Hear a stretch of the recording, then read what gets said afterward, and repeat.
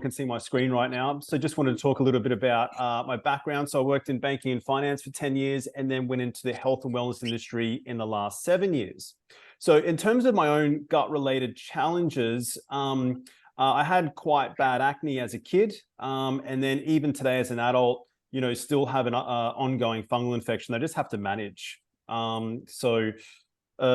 Now, acne and fungal infections are actually interlinked. So there's something called fungal acne. Okay, so where the fungal infection can overgrow, and we'll talk about that in a little bit more detail. But these two things are, gut related. Now, the third thing I got there is around sometimes I get digestive issues and in times of stress. Which can be quite common. So anyone who's got access to their chat, I'd like to know, do you think stress can impact your digestion? So just give me like a yes or a no. I just want to kind of get an indication of what's going on there. I'll quickly have a look in the chat. God, how do I do that? Just tap the screen. I think that's Maria. So tap the screen and then hopefully gives you a chat option. But if not, that's okay. Oh. Okay, cool. So everyone so far said yes. So, and there's actually really good research around this where stress can impact our digestion, and we're going to go through that. Okay, cool. So this is me as a teenager. So as you can see, fairly bad acne. And like I said, I communicated with some people before the seminar. Some people were asking about this. So fairly bad acne and, some, whatever it is, 22 years later, pretty clean. Okay, well, I don't really get acne anymore at all. Okay, so, did have more hair though, but anyway, we'll ignore that. So, okay, so what can contribute to acne from a gut perspective, or actually we'll just go with everything.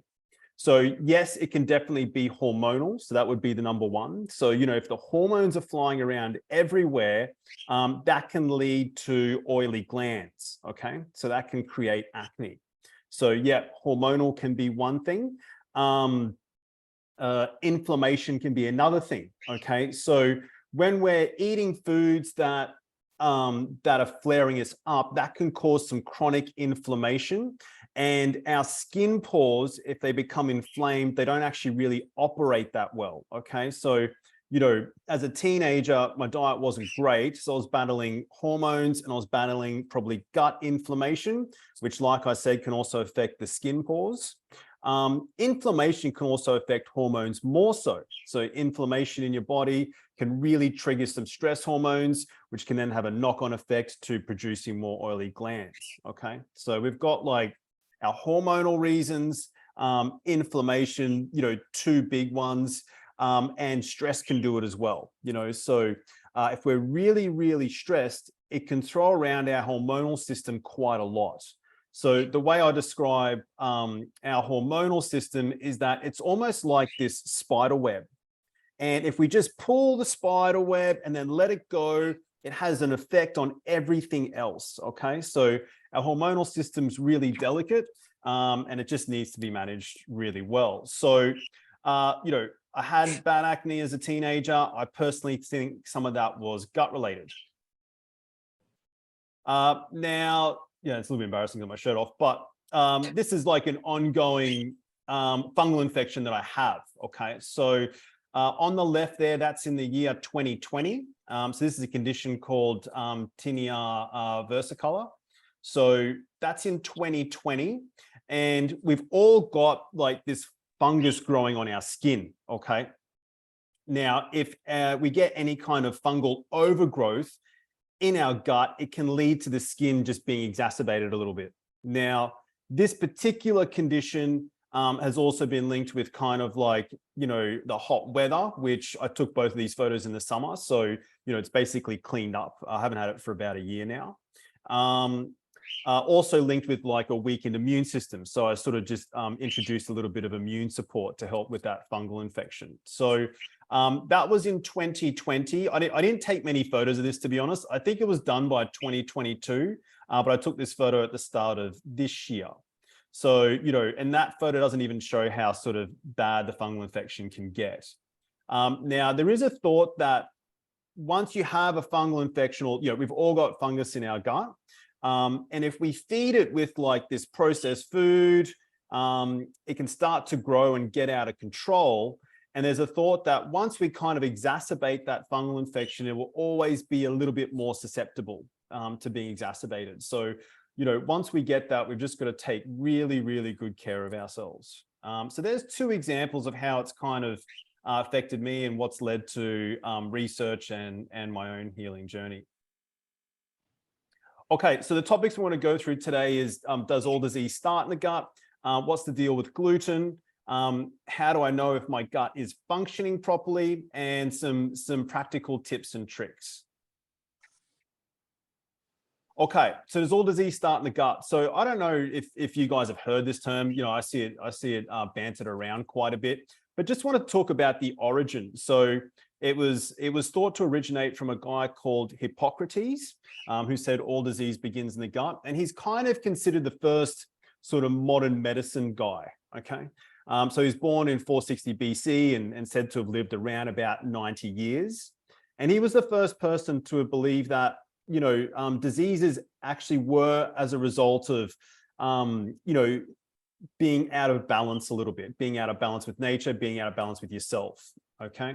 And he used a lot of, he used food. So he used lifestyle medications like food, exercise. It's even thought that he used to use like little sandbags. And he's actually even pioneered a little bit of surgical operations as well. So he was like draining fluid from lungs. And there's also a technique called, I think it's called the Hippocratic technique for around dislocated shoulders as well. So, he said all disease begins in the gut. And really in the last 5 or 10 years, we're only really starting to realize that, this guy might have been, quite correct. Okay. I personally think there's still some other things that can happen with disease, but, the more and more we learn, the more and more we can link to starting in the gut, or at least if things are affecting your body, then the gut can actually be compromised a little bit. Okay, so what is the gut exactly? So, it's basically from the mouth all the way down to the rectum, okay? And so that process in particular is, so we start in the mouth, we eat our food, we go down to the esophagus, and then we go down to the stomach. So, so the stomach is loaded with hydrochloric acid, okay? And it helps break down the food really well and kill off a lot of different, fungi, bacteria, parasites, those kind of things, okay? So it goes in through the stomach, and then the food goes down through the small intestine, okay? Now, in the small intestine, the food is absorbed and then generally distributed out to the rest of the body, okay? So that's the small little pink thing. Now, without anyone looking at Google, does anyone know how long the small intestine might be? Like for the approximate person, it does actually range from person to person. I just can't see the chat at the moment. I'll see if anyone jumps in the chat. Oh. So the small intestine's around about 7 meters, okay? So pretty long. Okay? And then any food that's not sort of distributed or nutrients throughout the body, then it goes through the large intestine and then out. Okay. So that's kind of a little description of how the gut works. Now, now let's go into a bit more detail. So around about 70 to 80% of your immune cells are stored in and around the gut, okay? And probably for a pretty good reason, because we're eating food, like that's where we put most of the foreign stuff, okay? So we're eating all this food, and then as a result, our immune system has to react accordingly. Now, our immune system response to harmful stimuli is inflammation. So what's an example of harmful stimuli? So an example would be like any kind of toxins, any kind of foreign invaders, any kind of injury at all. So a really good reason to get inflammation would be if you get like a mosquito bite and you need to have inflammation in that area to get healed, for example. Or or if you eat something really bad, your immune system has to react accordingly and to help detox it out. Okay, so inflammation can be very, very useful, but at the same time, we don't want to go too overboard on the inflammation. Okay, so this is where the gut can get really interesting. So if we're eating things that are flaring our gut, so specifically the small intestine, so little gray things, once they get down there, if we're eating things like food that we're sensitive to or processed food, and like I'm going to show you, a lot of things can affect it, like stress as well can affect that area. That can lead to something called what is called leaky gut. And in the medical term, it's called intestinal permeability. Okay. And it's only just sort of coming to rise. Like it's not totally accepted by everybody, but it's becoming more and more accepted. Okay. So then like leaky gut can start to happen in a little gray tubey area. And then if that happens, then food and other bacteria, other particles can start to leak into the bloodstream. And then you're now in a situation where your immune system is constantly heightened, okay? And the inflammation can become quite chronic. And when inflammation becomes chronic, it can lead to a few different diseases, which we'll go through now. So some diseases linked with. So let's just think about it. So with heart disease, if there's lots of inflammation, it can start to increase your stress hormones, and then that can lead to high blood pressure. Okay, so inflammation can be a reason for high blood pressure.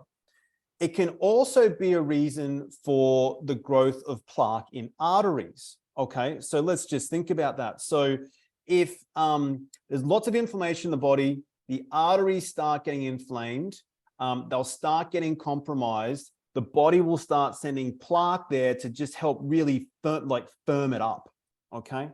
So inflammation has actually been linked with growth of plaque in arteries. It's also been linked with mental health. So there's a concept called neuroinflammation where like our spinal cord, like the nerves around that area can get quite inflamed, okay? And this can come from the gut. So when there's neuroinflammation, that's also been linked with things like anxiety, depression, schizophrenia, autism, and dementia, okay? So that can come from the gut as well. So neuroinflammation can come from there.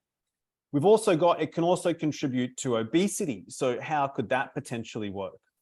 Well, if we've got little leaky gut and we've got chronic inflammation, that can really spark up our stress hormones. And stress hormones have been linked with putting on body fat, okay? So it can also, it's also linked with obesity. It's also linked with, and I didn't list it here just to not put too many words on the slide, but it's also linked with inflammation linked with different digestive disorders, different autoimmune conditions. So autoimmune conditions are where essentially the immune system starts attacking the body in some way. It's even linked with asthma, and I've definitely worked with people that have had improvements in their asthma once we've worked on the inflammation as well. Okay. So does all disease start in the gut? Yeah, not really sure, but it's definitely linked, with a lot of different conditions. Okay, so I also want to talk about gluten, because it's a pretty common question I get. So gluten is a protein that's found in some grains, okay, so namely wheat, barley, and rye. And several studies have shown that it can contribute to leaky gut. Now, I'd probably like to know, and I'll just sort of stop the screen so I can check I can see the chat here. So who here thinks that they're sensitive to gluten? I know I personally think I am. Yeah.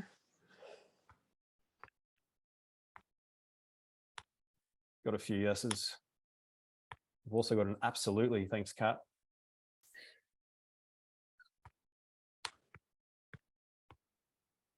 Cool. Yeah. So quite a few yeses. Yeah. Okay. Okay. Yeah.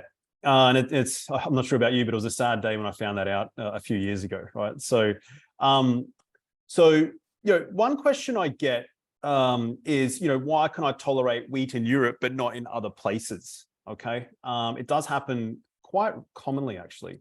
So in Europe, the particular species over there just generally contains less gluten. In Europe, they tend to use butter or olive oil, okay? And rather than like different seed oils. So seed oil examples would be like soybean or canola oil or something like that. And that not many people handle that too well, okay? Europe has, they don't use as many pesticides. So an interesting stat is that 25%, or sorry, I should say around about a quarter of the pesticides that are used in the US are actually banned in Europe. Okay, so the US uses a lot. That kind of data is not as available in Australia. So I look at the comparisons between Europe and the US. So the US uses, way more pesticides than Europe does. It also might be, if you're traveling, you may be less stressed, which most people said that affects their digestion. And you also might be walking more. So when you're walking a little bit more, that can really help your digestion as well.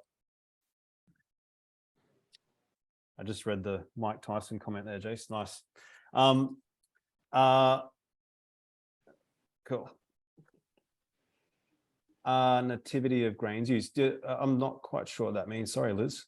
So it was the species, or oh yeah, cool. Oh yeah, we're native. Okay, cool. Now I get it. Yeah.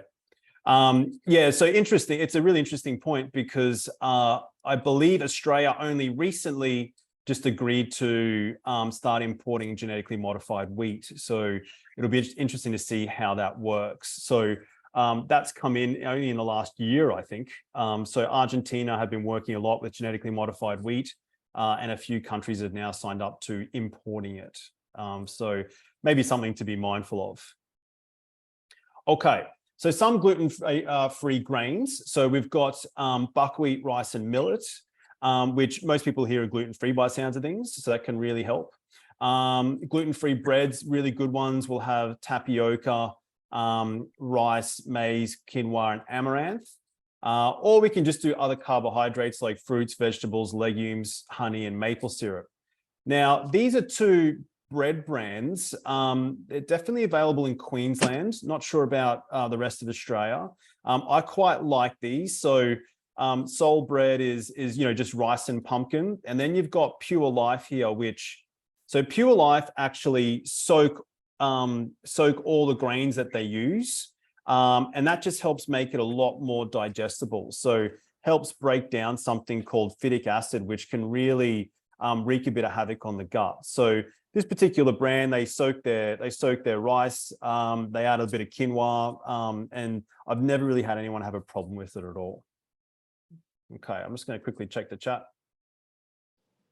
Okay, cool. So Jason can have spelt. Yep. So yeah, definitely there's a yeah, in the ancient grains there, Maria, as well. Yeah, perfect. So yes, there is those ancient, or what are called ancient grains, are generally a bit more digestible. They haven't been sprayed as much. The seeds are a little bit more clean. So we're talking things around spelt, rye, that kind of stuff.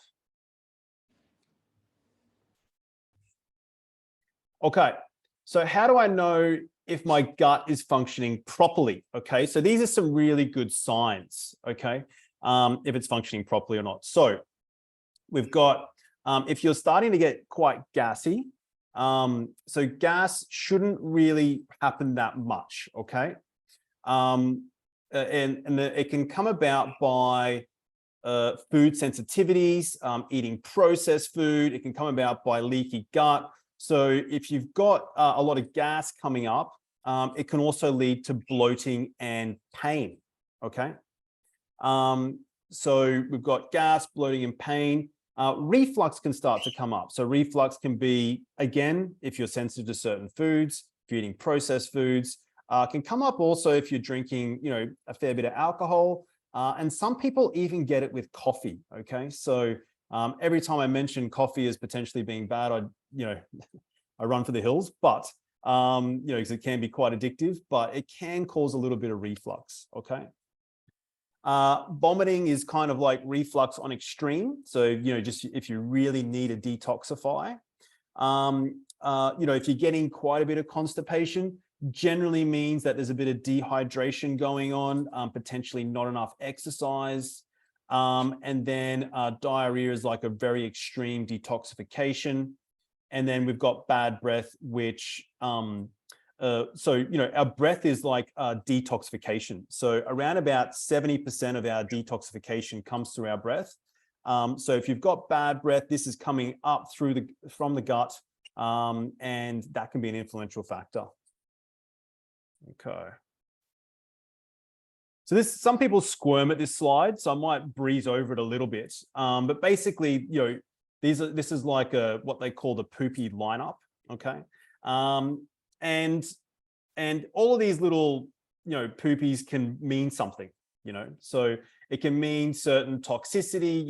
The first guy with the sunnies is generally a toxicity. The second guy is means you're not really digesting your fat quite that well. The third guy, the muscly guy, normally means a bit of dehydration or protein powders. The fourth guy with the pellets is normally, again, a bit of dehydration. The fifth, I think that's a lady, would be more diarrhea, which is just like trying to detoxify a lot. And then the guy with the cape, a lot of that is just unprocessed foods. So what we're aiming for, okay, is kind of like the policeman looking guy. So like the cylinder, which is not always easy to do, but that's sort of like an indication that your digestive system is functioning really well. Okay, so now we're going to go through some tips. And I personally think it's best to take a holistic approach to improving gut health. I think nutrition can influence it. I think exercise can influence gut health. I think sleep can influence gut health. I think hydration can influence gut health. I think your breathing pattern can influence gut health, as well as your thinking. So even though thinking's there first, I'm going to probably put it last, just to unpack it a little bit as well. Okay, so some nutritional tips to improve gut health. So definitely eliminating irritating foods can definitely help. Now, this can be different for everyone. So everyone here has basically said, yeah, gluten can do it. I'd say about, 50% of people, maybe 60, 70% of people don't do too well on dairy, okay? And the stats show that it is around about 65% of people don't handle lactose too well after infancy, okay? So I might even just get indication, who here can handle dairy, who can't? I personally can handle ghee, which is like a type of butter, and that's about it for me personally. But what's everyone else with dairy?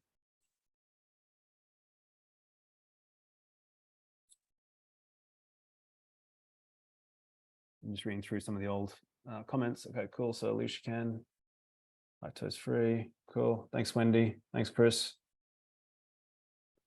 Thanks, Scott. Small amounts at times are okay. Cool. Thanks, Chris. From a farm directly. Yeah, that's nice, Liz. Yeah. So do sell a little bit of that in Queensland. Okay, thanks, Megan. Appreciate it. Organic milk's okay. Cool, perfect. Cool. So dairy can flare some people up. Some people, it's around food combining as well. Okay, so I know for me, if I have animal food with fruit, doesn't go down too well. I need to kind of separate the two a little bit by about sort of 15 to 20 minutes. Collagen can really help heal the gut. So really help heal that small intestine that we spoke about. Okay. So collagen foods, I think some really good ones are eggs, skin, tissue around the joints. So some of those, and then there's some plant-based ones as well. Then we've got whole foods versus processed foods. So, whole foods are definitely best. And then some processed foods, mainly probably like oil or dairy is probably the two that are probably the only processed ones that are actually generally pretty good. And then we've got fermented foods. So fermented foods have been shown to really improve the amount of bacteria in the gut. And I've done quite a deep dive into probiotics. And what I've found is that there's positives and negatives to probiotics. Okay, so there's lots of research to show that it helps improve digestive issues, helps improve arthritis. I think I've even seen it help improve different respiratory tract infections. So there's some really good research around positives to probiotics. At the same time, there's also research that, maybe they don't do much.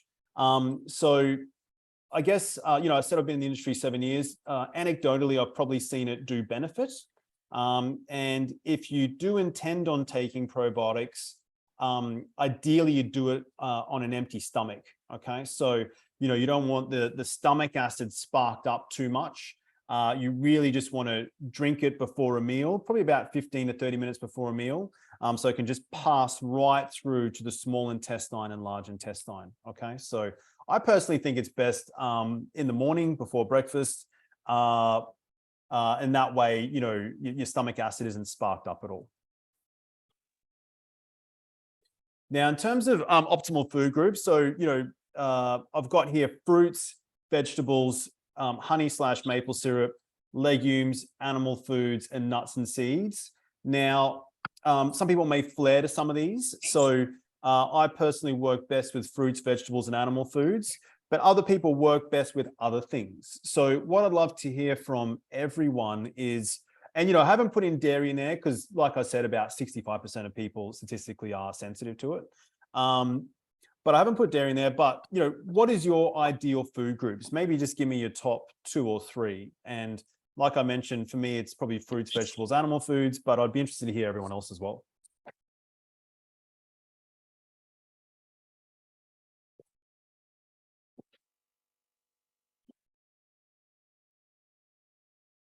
Okay, cool. Thanks, Jason. So veggies, animal foods, nuts. Thanks, Alicia. Veggies, honey, and some animal foods. Thanks, Liz. So veg, legumes, and animal. Perfect. Okay, just a few kicked in. Thanks, Maria. Veggies, fruit, animal. Yeah, so it's the same as me. Maria. Anya, vegetables, nuts, animal foods. Thanks, Scott and Jasmina. Thank you, Chris. Yeah, perfect. Okay, perfect. Elsa, vegetables, animals, nuts. Thanks, Megan. Louise, veg, honey, nuts. Perfect. Okay, great. So you can kind of see here that we're all different. So, when I showed you the digestive system, interestingly, like research has shown that length of that digestive system can be very different for people. It can operate very different in many different ways. Okay, so we're all individuals here, and it's really interesting that everyone seems to flourish a little bit differently on different food groups. In terms of individualization, there is some research around that. Chinese medicine's pretty good at that. Ayurvedic medicine, which is like an Indian sort of form of medicine, is pretty good at that. But in the end, I think it's also good to listen to your body as well. Okay, so we've spoken about nutrition being one thing that can affect gut health. That is probably the most known thing and can definitely make a difference. Now, the other thing that can make a difference is actually exercise. Okay, so research, so there was actually a study, and I'll quote it here, and I think it was done around about 2019. So if you type in, I think it's called European University Madrid, and what they did is they got 40 participants, and they basically tracked their gut bacteria at the start, tested at the start, and tested it after 7 days. And the participants that were more active actually had increased levels of bacteria in their gut, good bacteria in their gut. Okay, so and they only did they did at least 30 minutes of exercise 3 times throughout that 7-day period. The nutrition was the macronutrients, like the mixture of carbs, protein, fat, was more or less the same. What they did notice was sedentary people did have a little bit more processed foods than the active people. But what they did see is that if you exercise, it can just increase levels of bacteria in your gut. Okay. Interestingly, there's been a separate study with rugby players that actually have, better gut bacteria than the average person. But they also have, they're exercising. They might have a little bit better nutrition as well. So we spoke about nutrition, we spoke about exercise affecting the gut, and then we'll talk now about sleep. So, ideally, you'd have about 7 to 9 hours sleep per night, and ideally in line with the sun-moon cycle as well. Now, lack of sleep has been shown linked with something called dysbiosis. So that's the balance of good and bad bacteria in the gut. Okay, so when that balance is out of whack, when the bacteria is a little bit too high, that is called dysbiosis, and a lack of sleep can lead to that. Okay. Now, some of these things are hard to implement every single day, but I'm just talking about a general broad rule here. When we don't sleep that well, it can release stress hormones. So when we release stress hormones, that can actually inflame our gut a little bit and lead to the leaky gut syndrome like we spoke about before. Okay. And then I've got there around teenagers as well, which no one is. Cool. So we've got, next one is hydration. So we spoke about nutrition, we spoke about exercise, next one being hydration. So we need hydration or adequate hydration to digest our food properly, okay? So if we're not adequately hydrated, the body starts pulling water from all different areas to try and digest our food. Now, at the same time, if there's not that much, it can actually lead to constipation as well, okay? So how do you know that you're dehydrated? So, you'll be thirsty, okay? Have a dry mouth. You may like less frequent urination. So, the average amount of urination, I think, is anywhere between about 4 to 10 times a day, okay? So pretty broad range, but about 4 to 10 times is about right. So dehydration can lead to dry skin. It can lead to headaches. So our brain is about 75% water, okay? And so if we're not having adequate amounts of water, the headache, our brain won't operate as well. It operates on like an electrical conductivity. And so we can start leading to headaches. And then finally, it can lead to a rapid heart rate. So why would it do that? So if we're starting to become dehydrated, it's harder for us to produce blood. So then our heart will start pumping rapidly to help as much blood as we've got to circulate around our body. So high blood pressure, if anyone's got high blood pressure, has also been linked with dehydration as well. Okay, so how much water should we have? And, I've worked with some people here privately, so we can do this calculation all together now, okay? So what I want everyone to do, if you've got your phone around or whatever it might be, is just get your body weight and just times it by 0.033.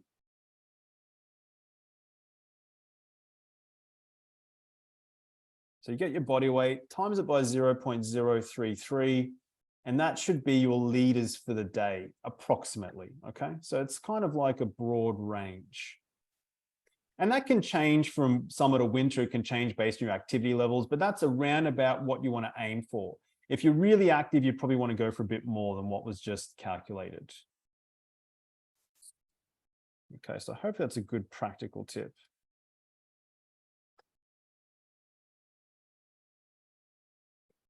Okay. So we spoke about nutrition, we spoke about exercise, we spoke about sleep.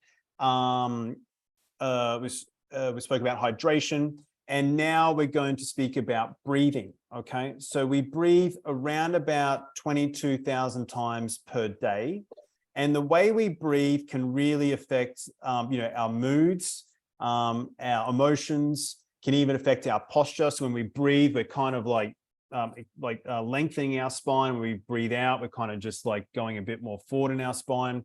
It can affect our hormones and our digestion and elimination. So how can it affect our digestion and elimination? So if we're doing really lots of shallow breaths, like breathing through our chest a lot, lots of shallow breaths, this can really affect, it can start to pump stress hormones and then affect our digestion that way, okay?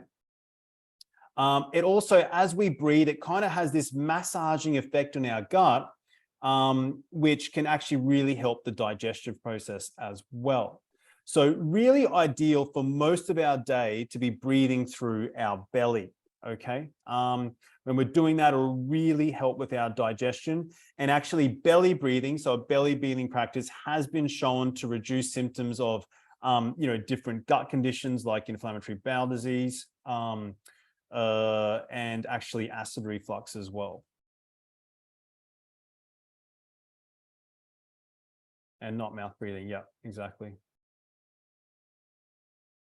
So what should we do for breathing? So, the first 2/3 of the breath, ideally coming through the belly, and then the last third coming through the chest when you're in a relaxed state. Okay. So not necessarily when, when you're exercising. So what I like us to do is just try that now. Okay. So I'll do it with you guys. So I'm going to put my hand on my chest and one hand on my belly. And as you breathe in, just really try and feel your belly expanding, okay? Feel your belly expanding. And as you breathe out, just feel your belly relaxing. And as you breathe in, just feel your belly expanding. And as you breathe out, just feel your belly relaxing. And just keep going. And this is what we call diaphragmatic breathing. It's almost like, kind of like stage 1 of meditation. And like I said, can really just calm down our body, help our digestive process, and massage our gut as well.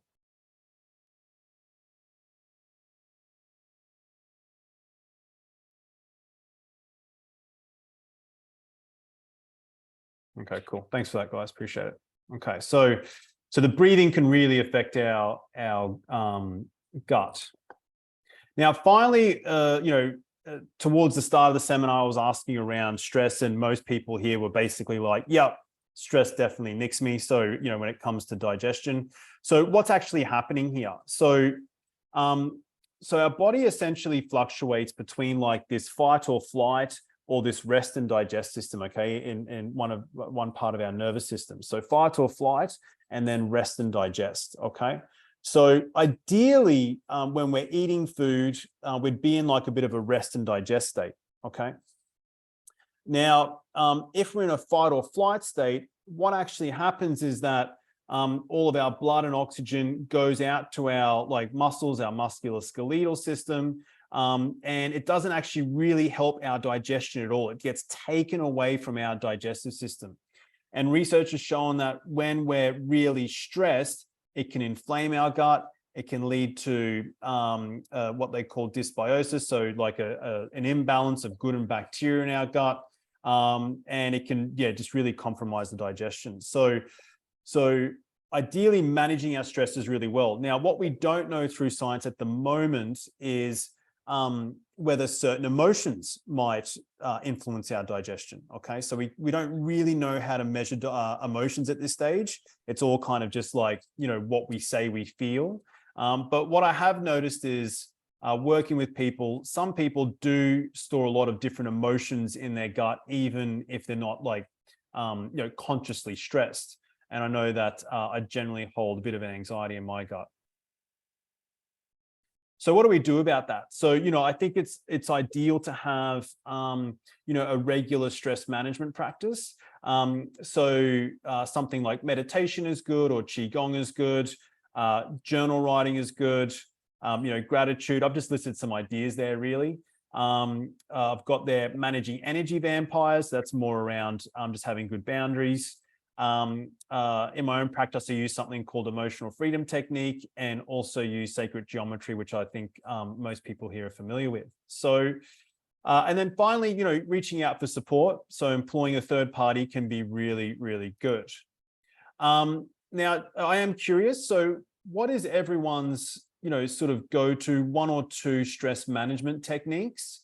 For me, I would say it's, meditation, journal writing, and reaching out for support. So employing a third party. So meditation, journal writing, employing a third party, or whatever you want to call it.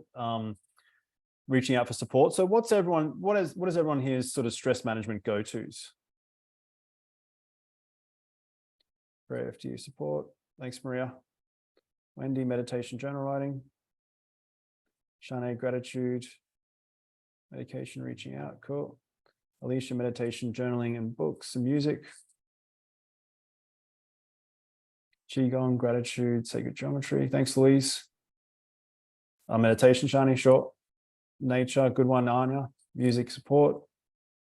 Cat, walking, meditation, hugging my dog. Oh, nice one. Also, meditation, reaching out, sacred geometry. Scott and Jasmina, support, walk, music. Awesome. So some really, really good ones there. And the thing with stress is, you know, it's actually paramount to our growth. Okay, so we need stress for growth. It forces us to change, and in a simplistic term, so when we go to the gym, and let's just say we do like a bicep curl. So when we're doing a bicep curl, the muscle's actually breaking down. Okay, and then with the right nourishment, it actually can come up and build up stronger. So stressors can be really good for helping our growth.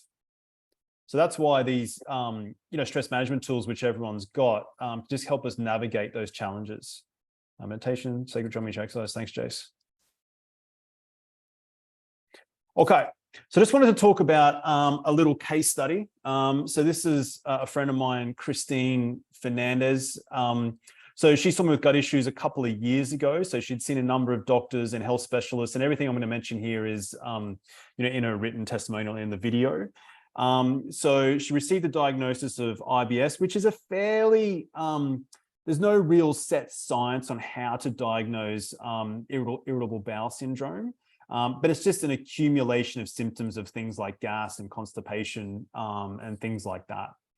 So we ran a lab and found some things. So, I found that she did have some leaky gut and that her production of stomach acid wasn't that great. So we replaced some foods, we brought in some food-based supplements, and then we also worked on some old belief patterns. So, I don't think she'll mind me telling you this because it's in her testimonial. She was getting quite chronic constipation to the point where she'd sort of start to keel over sometimes. So the old belief patterns was quite phenomenal. So, there was some beliefs there around money that were able to shift using sacred geometry, and in combination with, the food, the supplements, and working on her old beliefs, she really improved her gut remarkably well. And around the old beliefs, she actually ended up building her business quite well. So it was in combination working with me and another lady. And now she's actually got quite a good sort of Instagram following. So when she was working with me and the other lady, her following was around about 10,000, 11,000. Now it's around about 200,000, I think, 220.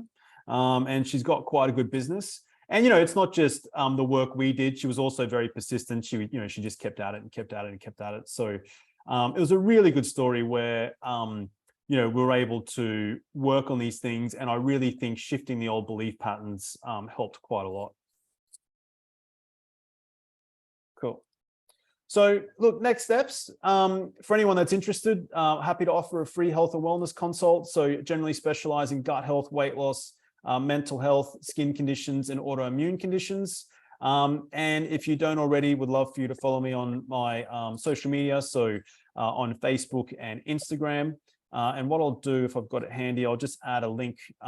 If you'd like to book a free health and wellness consult, I'll put in the chat now. And then I open the floor to any questions at all. Does anyone have any questions? So I did text everyone prior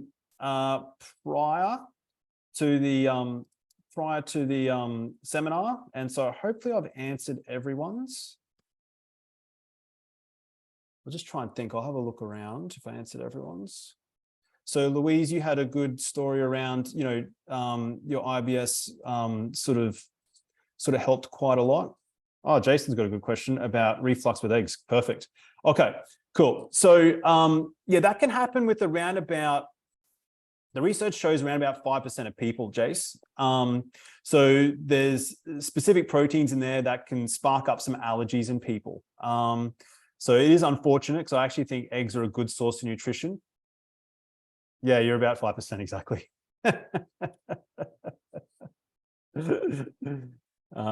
Yeah, perfect. Perfect.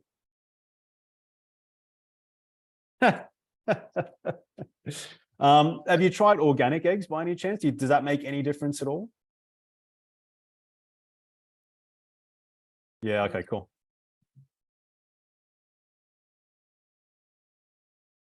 Yeah, it could have. So that's why I asked. Good question, Maria. So it could have something to do with grain fed. So yeah, it'd have to be, pasture raised eggs may help. That said, Jace, if it helps. So I used to absolutely overdose on eggs and then started getting reflux probably after about 5 years of overdosing on eggs, and now I actually can't really take them anymore. Now, interestingly, this is really interesting around diversity of nutrition. So if you eat the same food constantly, let's just take eggs, for example, it generally calls upon a certain part of the digestive system, so certain enzymes to help break it down. Now, if we eat the same thing all the time, all day, the enzymes can start to get fatigued out, start to get used up. And as a result, we can't really digest that food anymore. So really important to try and help rotate your foods. That will give you a greater diversity of bacteria in your gut. And also you're less likely to build a sensitivity to it. I'm just going to read the comments now.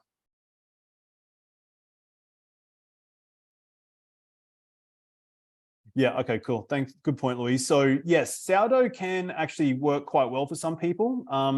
It goes under a fermentation process, generally makes the gluten a little bit more digestible, but it's still not for everyone. And I personally wouldn't recommend sourdough to anyone that's got any kind of autoimmune condition, because it can still catch people out. But interestingly, in Europe, a lot of the breads were sourdough, I think up until only around about sort of 50 to 100 years ago. And now they're all a little bit more white and fluffy. So yeah, sourdough can work for some people if they've got some gluten sensitivities. So yeah, good questions, guys. Awesome.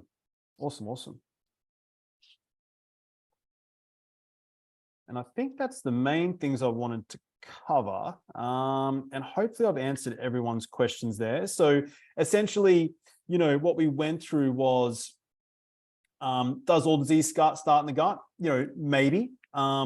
If we're not treating our gut very well, it can lead to inflammation. And then inflammation or chronic inflammation in our body can start to lead to all different kinds of diseases, things like heart disease, mental health, obesity, skin conditions, autoimmune conditions, those kind of things. It can definitely lead to diseases. Then we sort of went through some techniques. So definitely the quality of food. Most people here are pretty conscious of gluten, which is awesome. Some people can eat dairy, which is great. Then it seems though most people know what foods flare them up. And then we went through other things that can affect the gut. So things like exercise, sleep, hydration, breathing patterns, and stress. Now, Julie's got a question. How can kids' skin when they are going through hormonal changes? Yeah, definitely they're more sensitive to potentially getting acne. And I'm not sure if you dialed in at the start, Julie, where I had pretty bad acne when I was a teenager. Yeah, essentially eating as clean as possible is best. Managing stresses is best as well. And just being a little bit careful with the soaps and the different skin products out there as well would be the main things. So I've worked a lot with adult acne and seen quite a few improvements. Admittedly, I haven't worked as much with kid acne. Yeah, good question, Maria. So bone broth's awesome, soup's awesome, herbal teas, yep, and liquid probiotics, all really good. Another good source of collagen instead of bone broth, as I mentioned before, is things like eggs, food around the skin, food around the joints, different organ meats if you can take it as well. Organ meats are a hard one. It's one I'm trying at the moment. It's not great.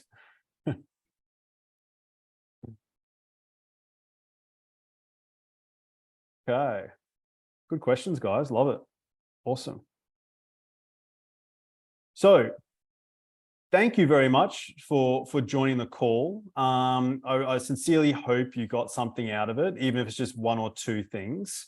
I personally think, healing gut health is a little bit of a holistic approach. So not only just the food, which is definitely very important, but also, generally a healthy lifestyle. So, exercise, adequate hydration, adequate sleep, and managing your stresses can really, really help. But yeah, really appreciate everyone dialing in. And I hope to do more of these. I did one a couple of months ago, and we'll probably do another one in another month or two and brainstorm the topic around that. So yeah, really appreciate everyone's contribution. It was fantastic.